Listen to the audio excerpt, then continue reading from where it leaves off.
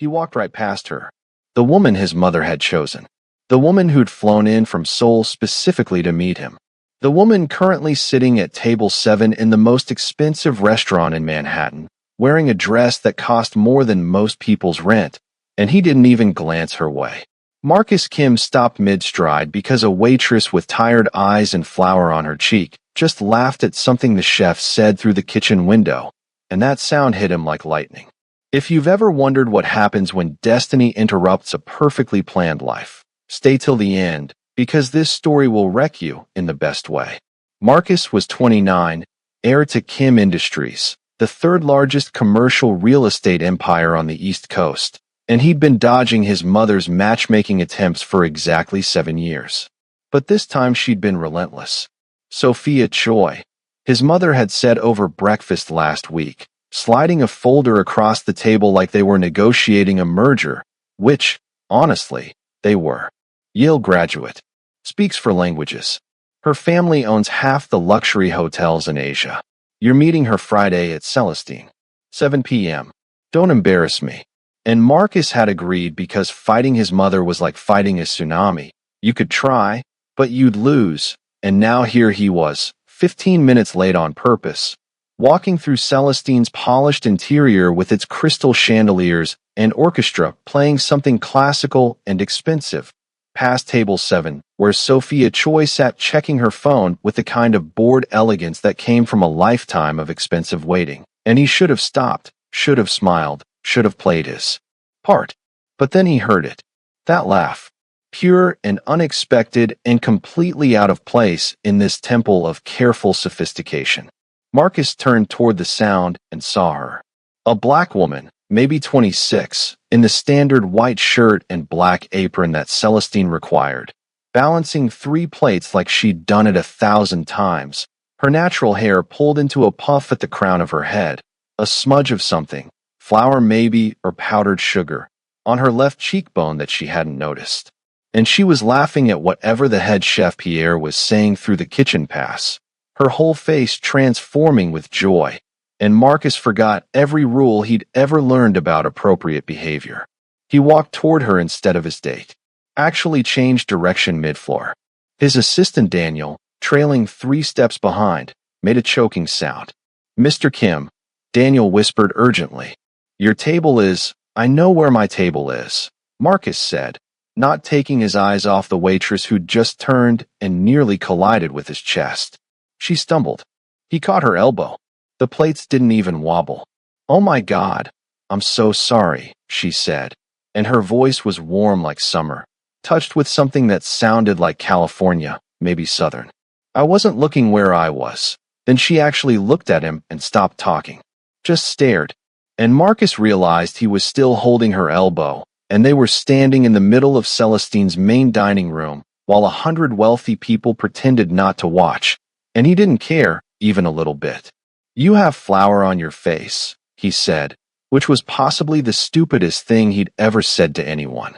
She blinked, touched her cheek, smeared the flour worse, and laughed again, that same sound that had stopped him in the first place. "Hazard of sneaking samples from the pastry station," she admitted. "Don't tell Pierre." "Your secret's safe," Marcus said, and he was smiling, actually smiling, something he hadn't done in months. "I'm Marcus. I know who you are," she said, and there was something careful in her voice now, that laugh fading into professionalism. "Mr. Kim, your table is ready. Table 7. I can show you. What's your name?" he interrupted. She hesitated, glanced toward table 7 where Sophia Choi was definitely watching now, her expression unreadable. Glanced back at Marcus. "Sienna," she said finally. "Sienna. Brooks.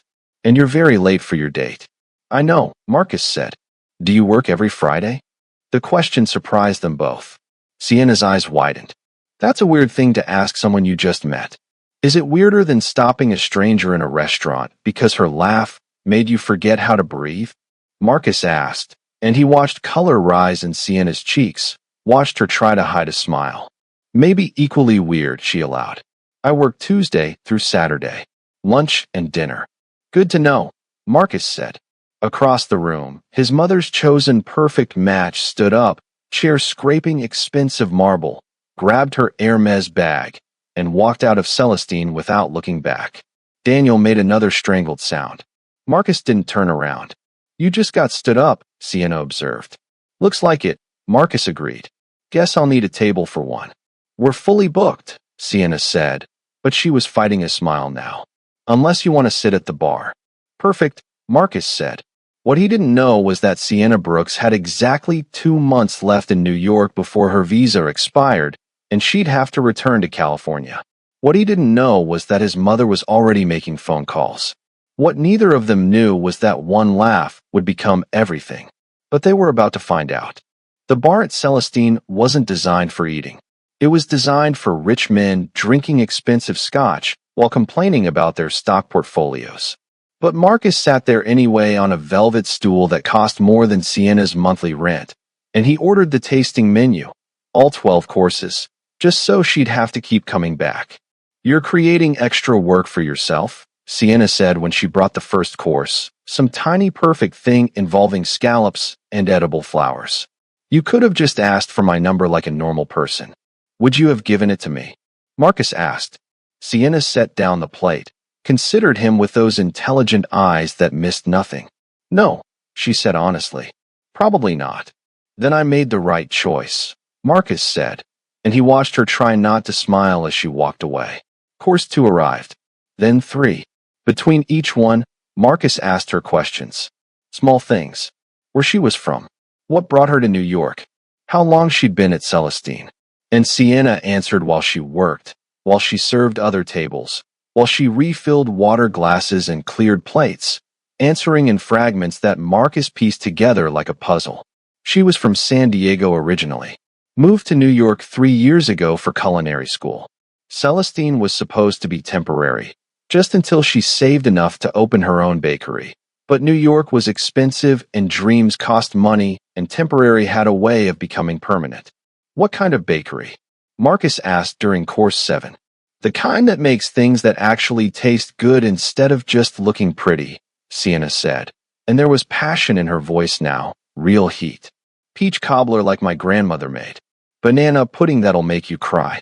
Sweet potato pie that tastes like home. Food with soul, not just Instagram likes. Marcus set down his fork. When do I get to try it? When I stop working 80 hours a week and actually have time to bake, Sienna said, but she was smiling. So never.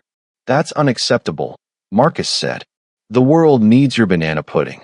The world will survive, Sienna said, but her eyes were soft now, surprised maybe that he'd actually listened, actually remembered. Course 9. Course 10. The restaurant was starting to empty, late diners paying checks and calling cars, but Marcus stayed, ordering coffee he didn't want, asking for the dessert menu twice, anything to keep her there. We close in 20 minutes, Sienna finally said, and she sounded almost regretful. You're going to have to leave eventually. What time do you get off? Marcus asked. Midnight, Sienna said. And before you offer to wait, don't. I take the subway home. I live in Queens. You live in... She gestured vaguely at his Tom Ford suit, his Rolex, everything about him that screamed money. Not Queens. Tribeca, Marcus admitted. Penthouse. Doorman. Everything you're imagining. See? Sienna said. Different worlds. But she said it gently, without judgment, just stating facts. And Marcus wanted to argue, wanted to say that worlds could collide, that different didn't mean impossible, but his phone had been vibrating in his pocket for the last hour, and he finally pulled it out and saw 17 missed calls from his mother. You need to take that, Sienna observed. I really don't, Marcus said, but he was already standing, already pulling out his wallet. He left a tip that made Sienna's eyes go wide. That's too much, she said. It's correct, Marcus corrected. For making me laugh. For answering my questions. For not pretending to be impressed. Who says I'm not impressed? Sienna asked. You walked past your date for me. That's either really romantic or really rude, and I haven't decided which. Can it be both? Marcus asked, and Sienna laughed again, that sound he was already addicted to. He left Celestine and walked 3 blocks before calling his mother back. She answered on the first ring. You humiliated Sophia, his mother said. No greeting, just accusation. You humiliated me. She flew from Seoul, Marcus. Her family is furious. She left before we even spoke, Marcus said. Maybe she wasn't that interested either. Because you were flirting with staff, his mother said, and her voice could freeze oceans. I have video, Marcus. One of the other guests sent it to me. You, standing in the middle of Celestine, holding some waitress's arm, smiling like an idiot. Her name is Sienna, Marcus said. I don't care if her name is Cleopatra, his mother snapped. This is unacceptable. We had an understanding. You meet suitable women. You choose one. You settle down. You stop embarrassing this family. I never agreed to that, Marcus said quietly. You decided that. Not me. Silence. Cold and heavy. Come to brunch tomorrow, his mother finally said. We need to discuss your future. She hung up before he could refuse.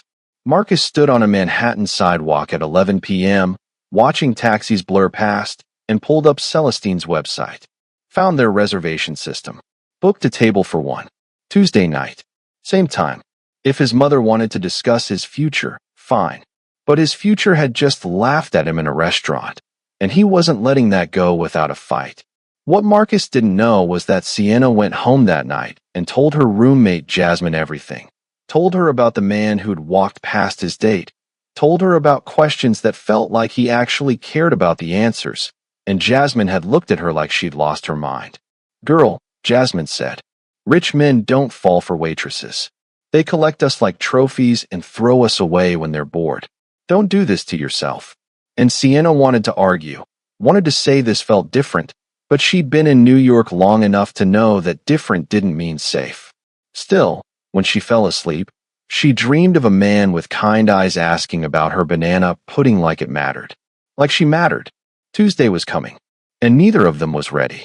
Marcus's mother lived in a penthouse on the Upper East Side that felt more like a museum than a home. Everything white, everything expensive, everything curated to prove wealth without warmth. Sunday brunch was already set when Marcus arrived. His younger sister Hannah was there, looking trapped. His Aunt Mina, sipping tea with perfect posture. And his mother, presiding over the table like a queen holding court. You're late, his mother observed. Traffic, Marcus lied, taking his seat. Let's discuss Friday, his mother said, because small talk was for people who had time to waste. Sophia's family is understandably upset. I've apologized profusely. Sent gifts. But the damage is done, Marcus. Do you understand what you've cost us? What opportunities you've destroyed with your childish behavior? I didn't want to marry her, Marcus said simply. Want? His mother repeated, like the word was foreign. This isn't about want. This is about legacy. About family. About maintaining our position. Our position is fine, Marcus said. Kim Industries is profitable. I've increased revenue by 30% in 2 years. The business is secure. The business is one part, his Aunt Mina interjected gently. But family connections matter, Marcus. Marriage alliances matter. This is how our world works. Maybe our world is wrong, Marcus said, and Hannah kicked him under the table in warning, but he was done pretending. His mother set down her teacup with careful precision. Who is she? What? Marcus asked. The waitress, his mother said. I had her investigated. Sienna Brooks, 26, culinary school dropout, working at Celestine while her visa expires in 2 months. No family money. No connections. Nothing that would benefit this family. So tell me, Marcus, what exactly do you see in her? The fact that his mother had already run a background check should have surprised Marcus, but it didn't. This was how she operated. Knowledge was power. Control was everything. I see someone real, Marcus said quietly. Someone who laughed because she was happy, not because it was strategic. Someone who didn't look at me and see Kim Industries or dollar signs or a stepping stone to something better. Just me. How touching, his mother said, and her tone could cut glass. And when her visa expires and she returns to California, what then? You follow her. Abandon everything we've built? Or you bring her back, watch her struggle in a world she doesn't understand, watch her resent you for the pressure, watch it all fall apart. You don't know that would happen, Marcus said. I know our world destroys people who don't belong in it, his mother said, and for just a second, something that looked almost like pain flickered across her face. I've seen it happen. I won't watch it happen to you. Marcus wanted to argue, wanted to fight, but his phone buzzed. A text from an unknown number. This is Sienna. Pierre gave me your number. Hope that's okay. Just wanted to say thanks for last night. You made a really boring shift interesting. See you around maybe. Marcus stared at the message, at those casual words that felt like everything, and smiled despite himself. You're texting her at brunch, his mother observed. Unbelievable. I'm leaving, Marcus said, standing. Marcus, Hannah said quietly. Don't. But he was already walking toward the door, already typing back. Definitely see you around. How's Tuesday? He didn't see his mother's expression crack. Didn't see the way she closed her eyes like she was watching history repeat itself. Didn't know that 25 years ago, she'd fallen for someone unsuitable too. Someone her parents had destroyed so thoroughly that she'd learned to destroy her own heart first before anyone else could. But Hannah saw, and Hannah would remember. Marcus spent Sunday afternoon doing something he never did. He researched visa laws, immigration lawyers, options for extending work permits. And the more he read, the more impossible it seemed. Sienna had 2 months, maybe 3 if she filed extensions. But without a job, sponsorship, or a marriage, she'd have to leave. Marriage. The word stuck in his head like a hook. Tuesday arrived. Marcus showed up at Celestine at 7 p.m. exactly, and Sienna's face when she saw him was worth every disapproving look his mother had given him. You came back, she said, and she sounded genuinely surprised. I said I would, Marcus said. People say a lot of things, Sienna said, but she was smiling. Table for one again. Unless you'd rather join me after your shift, Marcus suggested. Sienna hesitated, glanced around the restaurant like she was checking for witnesses. I don't date customers, she said. Good policy, Marcus agreed. What about former customers? I could switch to the bistro down the street. Sienna laughed, shook her head. Your trouble. Is that a yes? Marcus asked. That's a maybe, Sienna said. Ask me again at midnight. So Marcus ordered dinner and waited, and at midnight when Sienna's shift ended, she came out in jeans and a sweater that had seen better days, her hair loose now, falling past her shoulders, and she looked tired and beautiful and real. Still want company? She asked. Always, Marcus said. They walked through Manhattan at 12:30 a.m., and the city felt different at night, quieter somehow despite the traffic, more honest. Sienna took him to a diner in Hell's Kitchen that served breakfast 24 hours and had booths with cracked vinyl and coffee that tasted like it had been made during the previous administration. This is perfect, Marcus said, meaning it. This is real, Sienna corrected. No pretense, no performance, just food. They talked until 3 a.m. about everything and nothing.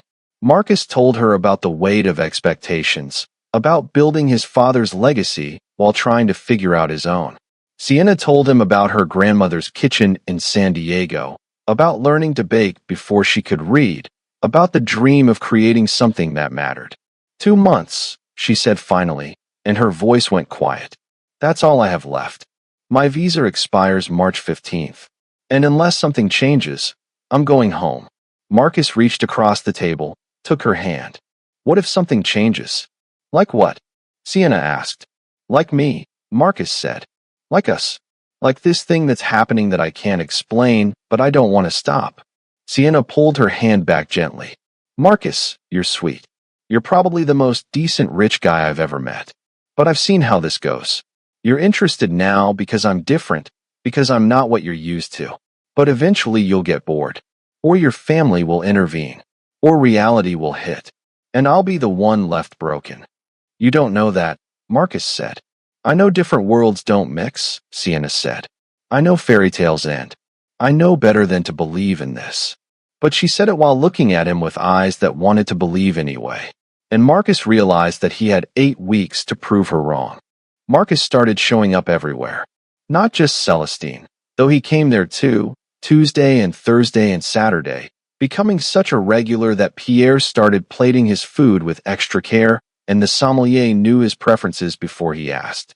But also at the farmers market in Union Square, where Sienna went Sunday mornings to dream about ingredients she couldn't afford, at the bookstore in Greenwich Village where she spent her one afternoon off reading cookbooks she'd never buy, at the bakery supply shop in Brooklyn where she pressed her face against the window like a kid at Christmas. "Are you following me?" Sienna asked the third time he coincidentally appeared. "Yes," Marcus said honestly. "Is it working?" "That depends," Sienna said, "on what your goal is." "Spending time with you," Marcus said. "Proving I'm not going anywhere. Showing you that this is real." "This is crazy," Sienna said, but she was smiling. "You barely know me." "Then let me know you better," Marcus said. So she did. She let him walk her home through Queens at 1 a.m. and didn't complain when he insisted on making sure she got inside safely. She let him sit at the counter of the tiny shared kitchen in her apartment while she baked test recipes for the bakery that existed only in her dreams.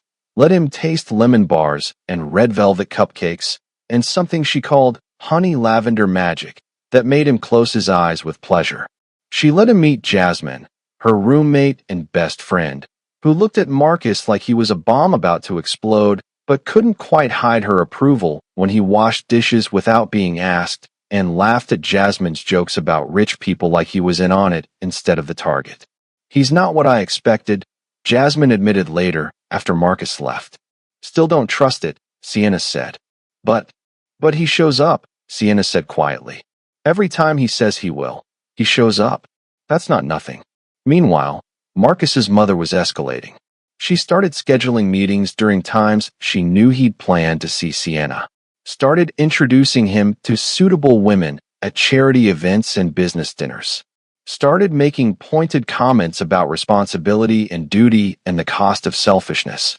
"You're seeing her," his mother said one evening in his office, not a question. "Her name is Sienna," Marcus said. "And yes, it needs to stop," his mother said. "Before someone gets hurt. Before this becomes a scandal. Before you destroy everything for someone who's leaving in 6 weeks anyway." "What if she doesn't leave?" Marcus asked. His mother's expression went cold. "You can't possibly be thinking of marrying her."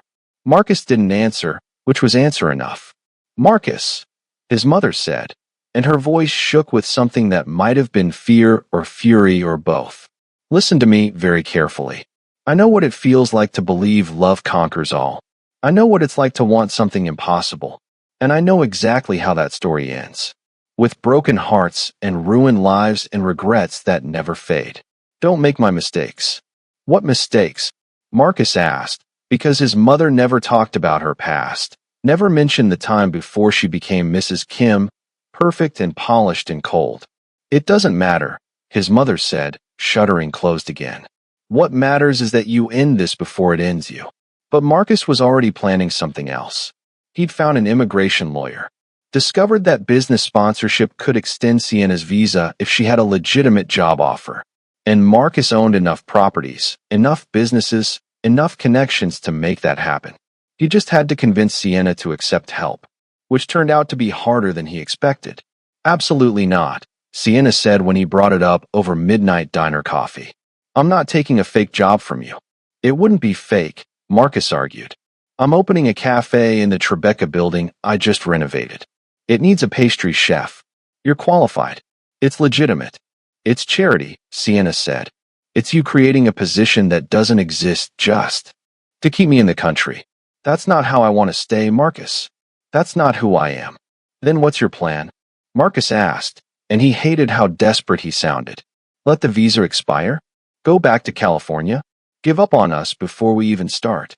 "There is no us," Sienna said, and the words hit like bullets. "There's you being fascinated by someone different, and me being stupid enough to enjoy it. But it's not real, Marcus." "It can't be. It feels pretty real to me," Marcus said.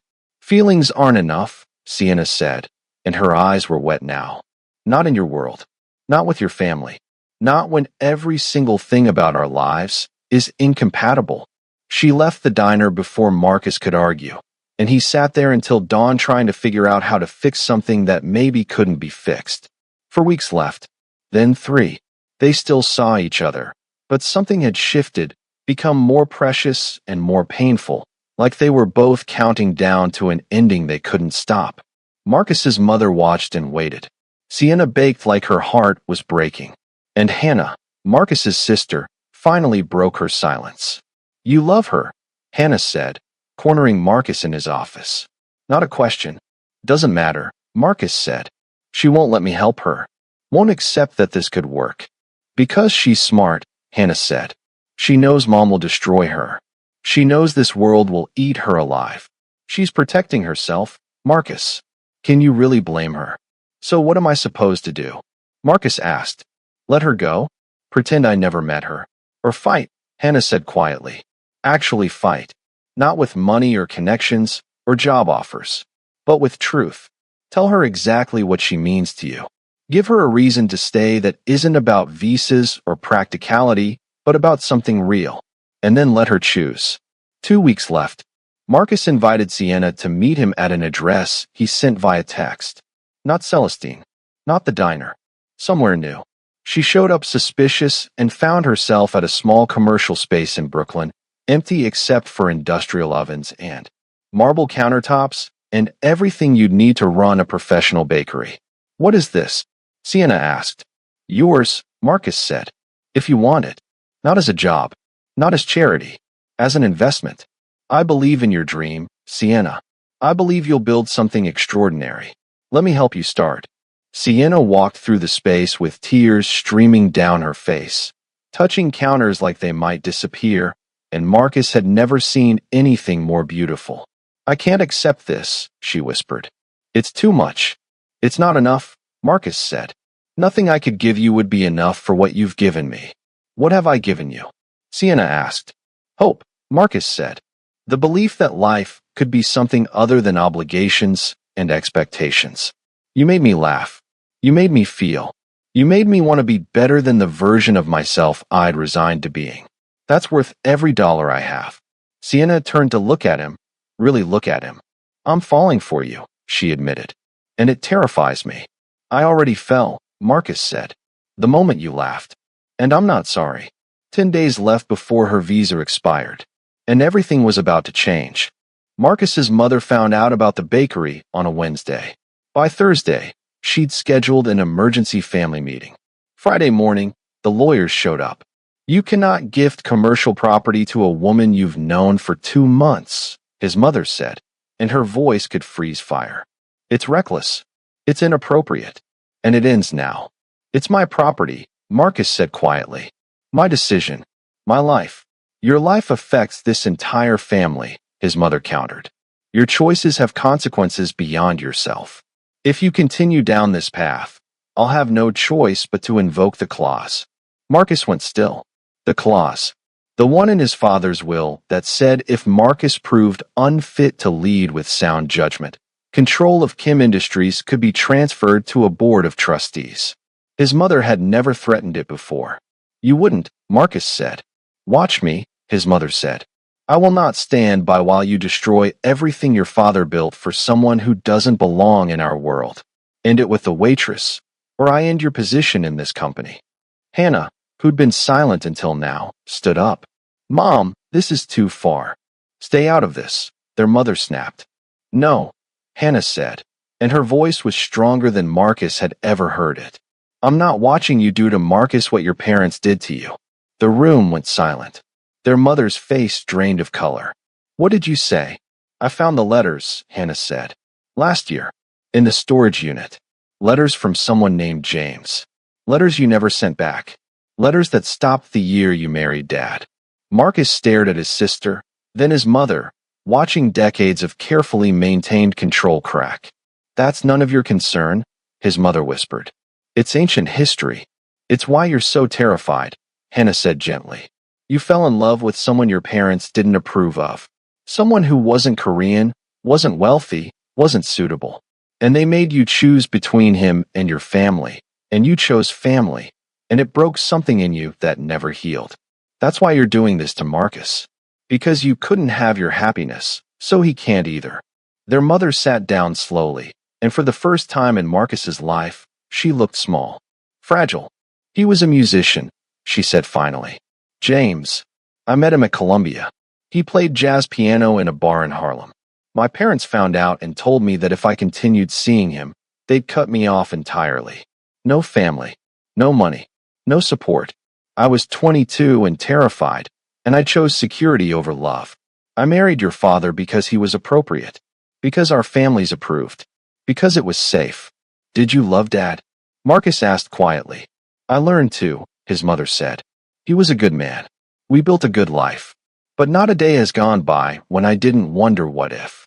When I didn't regret choosing fear over love. Then why are you making me do the same thing? Marcus asked. His mother looked at him with eyes that held 25 years of sorrow. Because I know how hard it is. I know the pressure. I know how our world crushes people who don't fit. And I don't want to watch you suffer the way I would have suffered if I'd chosen differently. But you don't know that, Marcus said. You don't know if choosing love would have been harder than choosing safety. You just know you didn't try. And that regret has been eating you alive for decades. I won't make the same choice, Mom. I can't. His mother was crying now, something Marcus had never seen. She'll leave you, his mother whispered. When the pressure gets too much, when our world becomes too hard, she'll leave. And you'll be destroyed. Maybe, Marcus said. Or maybe we'll build something different. Something better. But I'd rather try and fail than spend my life wondering what if. 7 days left. Sienna's visa would expire in exactly 1 week. Marcus went to the bakery space in Brooklyn where Sienna had been spending every free moment, planning and dreaming and measuring. I need to tell you something, Marcus said. Sienna turned from the counter. She'd been sketching layout plans on. Saw his face. What happened? My mother threatened to remove me from the company unless I end this, Marcus said. And I told her no. Marcus, Sienna breathed. You can't give up your entire life for me. I'm not giving it up, Marcus said. I'm choosing what I want it to be. There's a difference. Your family will adjust, Marcus interrupted. Or they won't. But either way, I'm not walking away from you. Not unless you want me to. Sienna closed her eyes. I'm leaving in 7 days. I know, Marcus said. So I have a question. He pulled a small box from his pocket. Not a ring box. Something else. Sienna opened it and found a key. What is this? The bakery, Marcus said. Full ownership. Transferred to your name this morning. No strings. No conditions. It's yours, Sienna. Whether you stay or go, whether we work out or we don't, this is yours. Your dream. Your choice. I can't accept this, Sienna whispered, but she was holding the key like it was made of stars. You already have, Marcus said. The paperwork's done. The space is yours. The only question is what you do next. My visa will expire in 7 days, Marcus interrupted. Unless you marry me. The words hung in the air between them. Sienna's eyes went wide. That's not a proposal, Marcus said quickly. Not like that. I mean, it is, but not because of the visa. I'm asking because I love you, Sienna. Because you make me want to be better. Because your laugh is my favorite sound in the world. Because I'd rather build something real with you than inherit an empire alone. But I'm also practical enough to know that marrying me solves your visa problem. So I'm asking, not to trap you, not to manipulate you, but to give you a choice. Stay with me. Build your bakery. See where this goes. And if it doesn't work, if 6 months or a year from now you decide you made a mistake, we'll figure it out. But at least you'll have tried. At least we'll have tried. Sienna was crying now, tears streaming down her face. You don't have to save me, she said. I'm not trying to save you, Marcus said. I'm trying to love you. There's a difference. Your mother will never accept this, Sienna said. Probably not, Marcus agreed. But my sister will. And eventually, maybe Mom will too. Or maybe she won't. But I'd rather have you and lose her approval than have her approval and lose you. This is insane, Sienna said. Completely, Marcus agreed. So is that a yes? Sienna looked at the key in her hand. Looked at Marcus. Looked at the bakery space that represented everything she'd ever wanted. Ask me properly, she said. So Marcus got down on one knee in an empty bakery in Brooklyn at 10 p.m. on a Friday night, and he asked, Sienna Brooks, will you marry me? Will you take a chance on this crazy impossible thing? Will you let me spend my life trying to deserve you? Yes, Sienna said. Yes, you absolute fool. Yes. And when he kissed her, it tasted like hope. They got married 3 days later at City Hall with Hannah as a witness and Jasmine crying in the corner, and absolutely no one else, because they both agreed that keeping it small and simple felt right, felt real, felt like them instead of performing for an audience that didn't matter. Marcus wore the same suit he'd worn the night he met her. Sienna wore a white dress she found at a vintage shop in Soho for $60 and looked more beautiful than any designer gown could have made her. The officiant asked if they prepared vows. They hadn't. So Marcus just said, I promise to show up. Every single day, even when it's hard. Especially when it's hard. I promise to believe in your dreams as much as you do. I promise to never make you feel like you have to be smaller or quieter or different to fit into my life. I promise to build a life that fits both of us instead. Sienna smiled through tears. I promise to let you. I promise to trust this even when it scares me. I promise to keep laughing even on the hard days. I promise to make you banana pudding whenever you're sad. And I promise to choose you every single day for the rest of my life. They signed papers, exchanged simple gold bands that Marcus had bought that morning, kissed like the world was ending and beginning at the same time. And just like that, Sienna Brooks became Sienna Kim. Marcus's mother found out via lawyer notification because the marriage affected inheritance clauses. She called Marcus 27 times. He answered on the 28th. You married her, his mother said. Not a question. I did, Marcus confirmed. I see, his mother said, and her voice was ice. Then you've made your choice. Don't expect me to, Mom, Marcus interrupted gently. I love you. I know you're scared. I know you think this will end badly. But I'm asking you to trust me. Trust that I know what I'm doing. Trust that Sienna is extraordinary. Trust that maybe, just maybe, this could work. Silence. Long and heavy. I need time, his mother finally said. Take all the time you need, Marcus said. But we'll be here when you're ready. She hung up. It wasn't acceptance. But it wasn't disownment either. It was a start. Sienna's Bakery opened 2 months later. Sweet and soul, she called it. Southern desserts with a New York attitude. The line wrapped around the block on opening day. Food critics came and left in awe. The Michelin Guide took notice. Within 6 months, Sweet and Soul had a waiting list for their weekend brunch and a feature in Bon Appetit, and a reputation as the best bakery in Brooklyn, maybe in all of New York. Sienna hired staff, developed a wholesale program, started teaching baking classes to kids from the neighborhood because she remembered what it felt like to learn magic in her grandmother's kitchen, and she wanted to pass that forward. Marcus watched her thrive and felt prouder than anything he'd ever accomplished himself. Kim Industries kept running. Marcus kept leading. His mother kept her distance but stopped actively sabotaging, which was progress. Hannah became Sienna's ally and friend, shopping for vintage furniture for the apartment Sienna and Marcus bought in Park Slope, half teasing Marcus about how he'd gone soft, fully supporting every choice he made. 6 months after the wedding, Sienna woke up on a Sunday morning in their bedroom with sunlight streaming through windows and Marcus already awake beside her, watching her with that same intensity he'd had the night they met. What? She asked sleepily. Just thinking, Marcus said, about how I walked past my date and stopped for a waitress and changed my entire life. Regrets? Sienna asked. Not even one, Marcus said. You? Sienna thought about it. Thought about California and the life she'd left behind. Thought about the uncertainty and the fear and the risk of saying yes to something impossible. Thought about the bakery and the home and the man who'd promised to show up and had kept that promise every single day. Not even close, she said. They spent that Sunday doing absolutely nothing important. Ate breakfast in bed. Walked through Prospect Park. Bought flowers from a street vendor. Had dinner at the diner where Marcus had first told her he was falling. Normal things.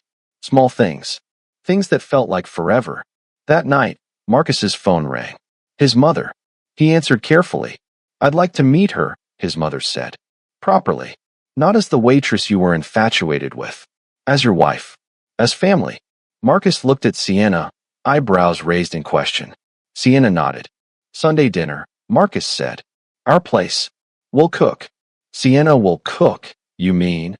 His mother said, and there might have been the smallest hint of amusement in her voice. She's teaching me, Marcus defended. I can make exactly two things now. How domestic, his mother said dryly. I'll be there at 6. She hung up.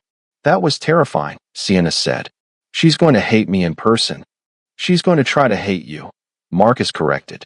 And then you'll make her your honey lavender magic cake, and she'll realize what I already know, that you're impossible not to love. Sunday dinner was tense at first. Marcus's mother arrived in designer everything, perfect posture, perfect makeup, perfect control.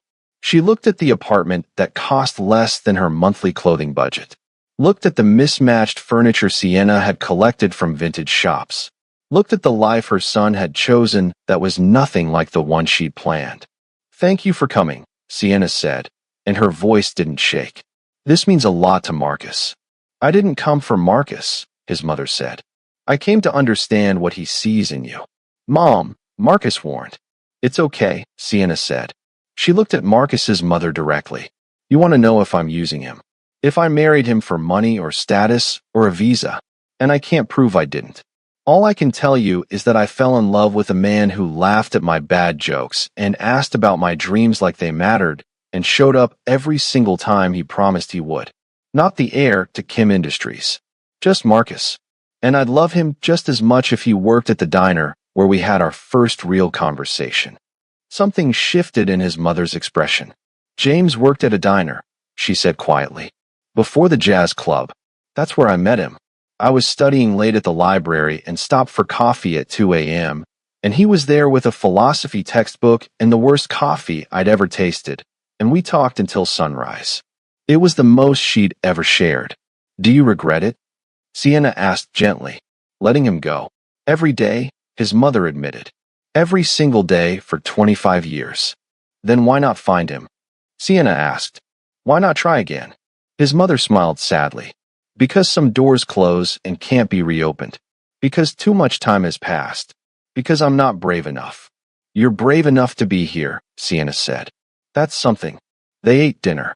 Sienna's cooking worked its magic. And by dessert, when the honey lavender cake came out, Marcus's mother took one bite and closed her eyes. My grandmother made something similar, she said. In Seoul. Before she immigrated. I haven't tasted anything like it in 40 years. I'll teach you the recipe, Sienna offered. If you want. Marcus's mother looked at her for a long moment. I'd like that. It wasn't forgiveness. It wasn't full acceptance. But it was a beginning. And sometimes beginnings were enough. 1 year after Marcus walked past his date and stopped for a Waitress, Sweet in Seoul opened its second location. Hannah threw them an anniversary party. Jasmine made a toast about how she'd been wrong and would never doubt Sienna's judgment again. Marcus's mother came and stayed the whole time and even smiled when Sienna's grandmother's peach cobbler recipe made grown men cry. And late that night, when everyone had left and Sienna and Marcus were cleaning up together in their kitchen, Sienna said, I'm glad you stopped. Me too, Marcus said. Best decision I ever made. Walking past 50 women for a waitress with flour on her face? Walking toward you, Marcus corrected. Everything else was just details. Sienna kissed him and thought about destiny and choice and how sometimes the bravest thing you could do was believe in impossible things. Like love that crossed worlds. Like dreams that came true. Like a laugh that changed everything.